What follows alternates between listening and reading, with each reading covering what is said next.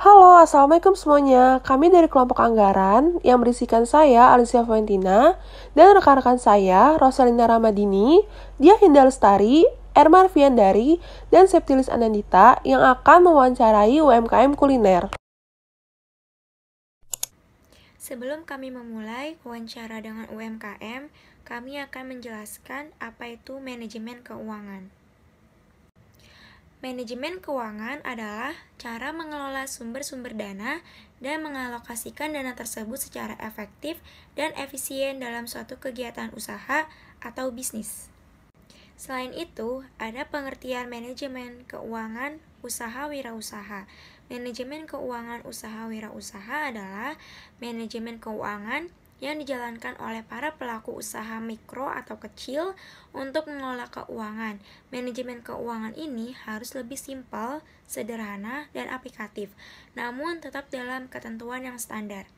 Manajemen keuangan wirausaha perlu mempertimbangkan karakternya yang memiliki kecepatan perputaran dan jenis usaha yang relatif sederhana, baik dalam skala usaha maupun sumber daya manusianya. Saya akan menjelaskan mengenai prinsip manajemen keuangan. Pertama ada akuntansibilitas, kedua ada konsistentasi, ketiga ada kelangsungan hidup, keempat ada transparansi, dan kelima ada standar akuntansi. Selanjutnya ada nomor 6 yaitu ada integritas, dan yang terakhir ada pengelolaan. Fungsi manajemen keuangan. Yang pertama ada perencanaan, keuangan, dan peramalan. Manajer keuangan bertanggung jawab untuk merencanakan dan memperkirakan kebutuhan keuangan bisnis. Dia perlu memberikan perincian mengenai jumlah uang yang akan dibutuhkan untuk membeli aset yang berbeda untuk perusahaannya. Manajemen melalui manajer keuangan perlu mengetahui apa yang harus mereka keluarkan untuk modal kerja dan aset tetap untuk bisnis juga. Tugas penting lain dari manajer keuangan adalah membuat rencana ke depannya untuk dana yang dibutuhkan perusahaannya. Manajer keuangan juga harus merancang lini bisnis mana yang akan dikembangkan, direlasikan, dan diberhentikan. Yang kedua, ada penentuan komposisi modal. Setelah perencanaan dan peramalan dibuat, struktur modal harus diputuskan. Campuran utang dan ekuitas yang digunakan untuk membiayai peluang investasi menguntungkan masa depan perusahaan disebut sebagai struktur komposisi modal. Dan yang ketiga ada investasi dana. Manajer keuangan harus memastikan bahwa dana yang tersedia untuk bisnis digunakan secara memadai untuk menumbuhkan bisnis. Biaya untuk memperoleh dana dan nilai pengembalian harus selalu dibandingkan dan seimbang. Manajer keuangan juga perlu melihat lini bisnis yang menghasilkan pengembalian lebih tinggi dan memperbaiki lini bisnis yang mengalami penurunan performa. Yang keempat, ada pengelolaan surplus. Menjual surplus aset dan berinvestasi dengan cara yang lebih produktif akan meningkatkan profitabilitas dan karenanya meningkatkan ROCE. Dan yang terakhir, yang kelima ada kontrol keuangan. Kontrol keuangan dapat ditafsirkan sebagai analisis hasil aktual perusahaan didekati dari perspektif yang berbeda pada waktu yang berbeda, dibandingkan dengan tujuan jangka pendek, menengah, dan jangka panjang dalam rencana bisnis. Adapun beberapa tips untuk pengelolaan uang, untuk mengelola keuangan ya. Tips yang pertama adalah membuat anggaran keuangan. Yang kedua, menabung hasil pendapatan. Yang ketiga, investasi. Ini yang paling penting sih menurutku. Yang keempat, mencatat pemasukan dan pengeluaran. Yang kelima, menyiapkan dana darurat. Yang keenam, memisahkan uang pribadi dengan uang usaha. Yang terakhir, yang ketujuh adalah lunasi hutang. Lalu ada kelemahan-kelemahan dalam menjalankan UMKM. Yang pertama, itu tidak ada pencatatan aktivitas, melainkan hanya mengandalkan ingatan. Yang kedua, ada pengelolaan keuangan perusahaan bercampur dengan keuangan keluarga. Ketiga, tidak dilakukan evaluasi kondisi usaha, sehingga tidak diketahui tingkat perkembangannya. Masuk ke kesimpulan dari semuanya, yaitu manajemen keuangan sangat penting dan harus ada bagi setiap perusahaan usaha, manapun baik hanya perusahaan kecil maupun perusahaan yang besar. Karena manajemen keuangan seperti garis kehidupan dalam bisnis, ia merupakan aktivitas penting yang harus dilakukan di perusahaan manapun agar keuangannya terus terpantau dan tercatat dengan baik.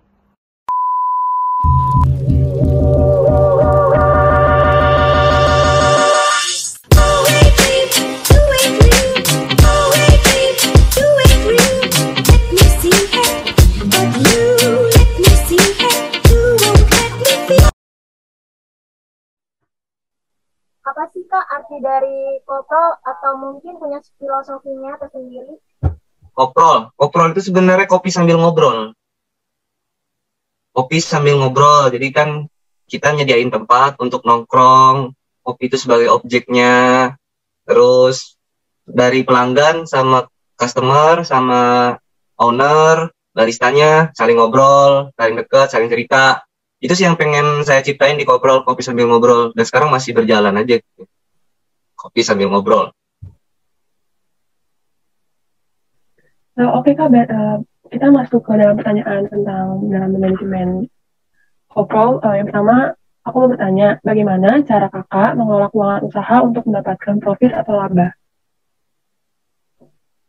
Bagaimana caranya Kakak mengelola usaha untuk mendapatkan profit dan laba? Ya. Oke. Pertama, pastinya kita lihat dulu pasaran jualan kopi di daerah kita dulu. Segmentasinya siapa yang mau kita incar itu harus jelas. Entah itu menengah ke bawah atau menengah ke atas.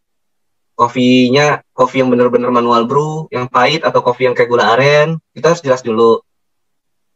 Nah, terus sesuaikan sama modal, harga jual, terus dihitung gramasinya. Dihitung namanya RAB, Rancangan Anggaran Pembiayaan. Ketika kita udah dapat itu, baru kita bisa selisihin antara harga modal, harga jual.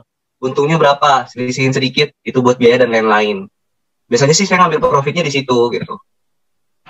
Oke, Kakak pernah nggak ngalamin nggak balik modal? Bukan nggak pernah lagi sih, sering. Terus, Sering, karena Kakak mengelola keuangannya gimana? Nah, jadi gini, ketika kita dagang tuh harus ada biaya dan lain-lain. Ketika kita masuk satu produk nih, harga modal, untung, sama biaya dan lain-lain gitu. Biaya dan lain-lain tuh kadang-kadang kejutan tuh. Entah itu susunya habis, terus susunya bau, gara-gara kan namanya fresh milk ya. Jadi nggak bisa lama-lama gitu. Jadi kita untuk menutupi ini, kita pakai biaya dan lain-lain itu gitu. Meskipun nggak bisa ngebalikin harga modal ataupun apalagi untung, setidaknya itu bisa membantu sedikit gitu. Itu aja sih kalau saya. Kalau nggak untung ataupun modal nggak balik itu sih pasti ada sih, pasti ada.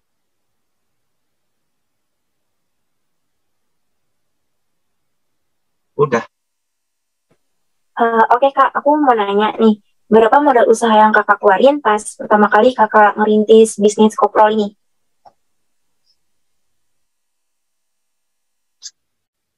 Sebenarnya sih kalau pertama kali ngerintis itu gabut, nggak tahu mau ngapain gitu, karena abis resign dari MNC, ini duit mau diapain gitu. Jadi cuma untung tuh 2 juta doang, 2.300.000 buat beli gerobak. Buat beli gerobak, dapat tempat, jualan. Nah, mulai seriusnya itu tahun 2020 November 2020 itu udah mulai serius tuh. Jadi itu bisa tapi kalau modal jualan seriusnya sih mungkin sekitar 5 jutaan kali ya. Segituan sih. Oke Kak, sekarang aku mau nanya. Sekarang kan lagi pandemi kayak gini kan, terus Kakak juga baru serius 2020 pas November. Pasti juga ada rasa kayak lagi pandemi gini bisa nggak ya gitu kan bikin usaha gitu. Mungkin agak susah juga kan karena lagi pandemi kayak gini. Nah, gimana sih cara Kakak mengelola keuangannya di masa pandemi kayak gini, terlebih lagi dalam kondisi PSBB atau PPKM? Oke, berarti kan omset menurun karena jumlah pembeli menurun. Nah, selama saya jualan itu ada minuman-minuman yang jarang yang beli, jarang dipesan. Nah, minuman yang jarang dipesan itu saya hold, saya hilangkan dulu dari menu, Jadi saya fokus ke jadi modal saya itu saya fokusin ke jualan yang banyak orang pembelinya, banyak pesanannya. Nah, pasti ada pengurangan profit masih ada, tapi sedikit, tidak sebanyak seperti waktu di jualan nggak PPKM gitu, tapi sedikit gitu. Cuman profit tetap ada tapi sedikit gitu aja, nggak sama waktu kita normal gitu. Berarti pas PPKM tuh berubah banget lah ya untuk yang buka usaha. Pasti berubah banget. Oke. Saya mau nanya, Kak. Ya. Apa strategi yang Kakak lakukan agar usaha yang Kakak kelola bisa mendapatkan balik modal lagi? Strategi ya. Yang pasti kan media. Instagram. Ya kan sekarang kan anak-anak gaul-gaul gitu kan pada main Instagram, terus TikTok, ya kan? TikTok. Itu mau nggak, sebenarnya sih malas juga main TikTok, tapi mau nggak mau buat koprol gitu kan. Jadi gimana gitu. Jadi kita harus main gitu. Main edit-edit, terus datangin kedai-kedai yang lain untuk silaturahmi. Kedai dia apa sih? Karakternya kedai dia apa? Karakternya kedai dia apa? Nah, jadi kita bikin tuh sesuatu yang cuma ada di koprol doang gitu, di tempat lain nggak ada gitu. Nah itu jadi strateginya sih kayak gitu, jadi main media, terus main diskon-diskonan, main paket-paketan, pasti kayak gitu, strategi standar sih. Yang pasti media sih cepat, kalau media itu cepat banget sih pasti. Instagram. Ya. Apa kakak punya aset yang lancar nggak? Kayak persediaan, perlengkapan, terus investasi jangka pendek, atau beban biaya dibayar di muka dan penghasilan gitu? Kalau investasi jangka pendek itu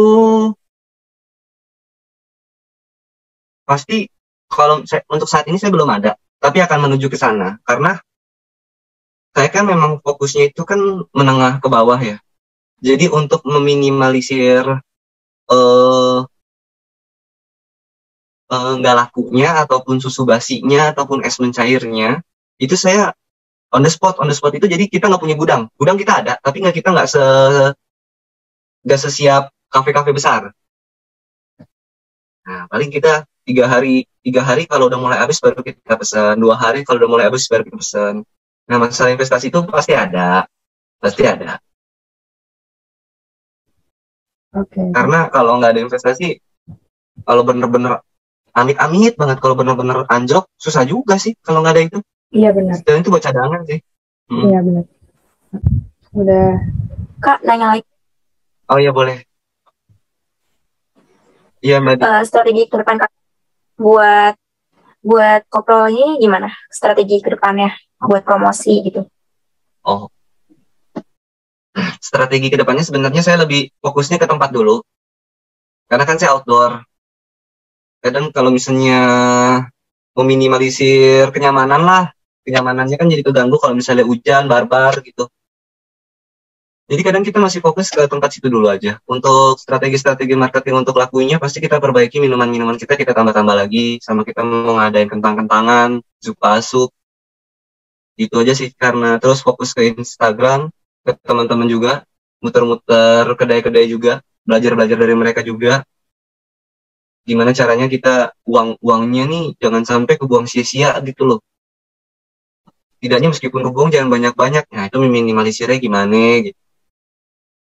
Strategi pasti tempat dulu sih, karena gue masih koprol masih baru-baru. Oke, Kak. Terima kasih banyak ya Kak atas waktunya, terus jawaban-jawabannya. Ya, sama-sama.